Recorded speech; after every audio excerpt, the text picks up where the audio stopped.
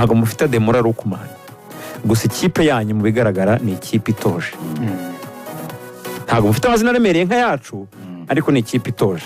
Je collectif nyine nuko bakira hamwe umukino. Next time rero ukuntu iyi mikino muzajya muyikina. None ndaganiraga n'abanyamakuru bo barabizi. Yego. Iyi mikino, iyi campaign ufunga detaye iwawe cyane. Nubona iwawe byanze ntuze expecting kujya gushakira iwanjye. Yibura amanota 9 yo mu rugo Maximize ibone 7. Reka baduha urugero kuri Bene, bati reka tuvuge iyi Bene ibajyanye umwanya. Yarabatsinze yabakiriye. Yego. Itsinda Libya yayakiriye 6. Tunganya nayo yatwakiriye 7. ntago yigeze itsindwa. Icyo kirasa n'iki aramezo icyo gihora mubikuremo amasomo next time mu 2027 aho muzajya hose. Gihura n'ikintu twavuze amanota y'iwanyu barame ngo nimushake muzatamba igitambo. Niba mushaka kujya mu gikombe cya Afurika cy'ibihugu iwanyu mugomba kuhafunga. Oya, ni ibintu bizwi. Twabivuze ni campaign igitangira, ubundi hari amanota ajyana umuntu mu gikombe cya Afurika.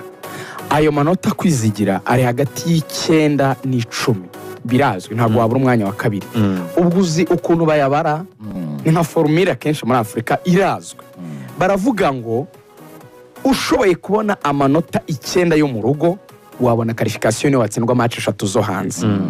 Bikunaniye byibura ukabona 7 ukajya gushakira 3 hanze, no ngo ugatsinda ikipe imwe iri week muri iryo tsinda, akongera kuri ya yanda 7 yo mu rugo ni 10 yaba 10 cyangwa se ushoboye kubona 7 yo mu rugo. Iyo mibare nabone iyo na draw ebyiri hanze. Baravuze bati mwebwe impamvu tutashaka yuko umuntu adutsinda nakoze amakosa ameze gutya mwebwe. Niyo mpamvu tutashaka ko umuntu adutsindira ahangaha. Nta muntu udutsindira ahangaha. Mwanganyije natwe mamuri dukuyeho iwanyu. Yego. Which is good.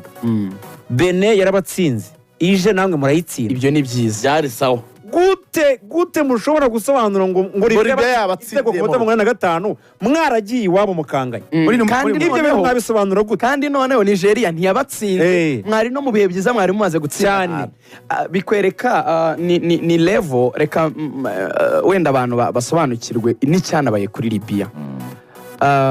Suko ikipe y'Amavubi akoriga ntabwo twamaximije mu mitegurire. Suko itashakaga gutsinda. Rega nibyo bavuga nyine. Not on the maximum. Imitegurire like donc habayemo akantu ko gusa nk'abavuga ngo Libya ubwo twatsinze Benin tunavuye inyuma, ubwo twanganyije na Nigeria harimo akantu ko kuregeza. Harimo akantu ko kuregeza kabayemo. Ntitwabyemeranya neza 100%.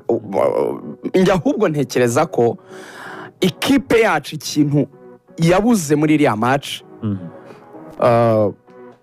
wari wabona ukuntu umuntu ubizi ko atari foro cyane agira igihunga iyo ibintu byiza bimubayeho, akagira nk'impungenge ko bitazaramba muri we iyo atizeye ubushobozi bwe. Reka mbaye nk'urugero, urabona nk'umuntu wenda wari uri hasi cyane, ibaza nk'uyu munsi wenda bakamfata bakavuga ati ubaye umuyobozi wa radiyo, ntiwumva ko harimo intera nini naba nsimbutse nshobora kugira nka complexe yo kuvuga ko uyu mwanya ndawukwirwamo, uba kwizigira nzabayobora ubu nzajya nyobora ba Ferdinand, abo bantu bazanyumva, ese abantu bundi ntibazanca amazi ntibazansuzugura, sinzi niba uri kumva ko kantu. Noneho bikagutera ahubwo ikintu cyo kubona wakoramo amakosa kubera ko ntiwe expectingaga icyo kintu ko kiri bukubeho, noneho kikubayeho, noneho uko ukifatamo attitude irakugoye. Dore mbabwira ikintu cyatubayeho ngiye mbona kuri iriya match. Nyuma yo kugarura navuga ngo icyizere kuri match ya Libya, ya Benin, tumaze gutsinda Benin, umva ko Benin twayitsinze duhita tugira 5, tuvuga ngo tubonye 3 ya Benin, 1 rya Libya twabonye mbere na 1 rya Nigeria twabonye mbere. Noneho hari n'ikintu cy'uko match zahamura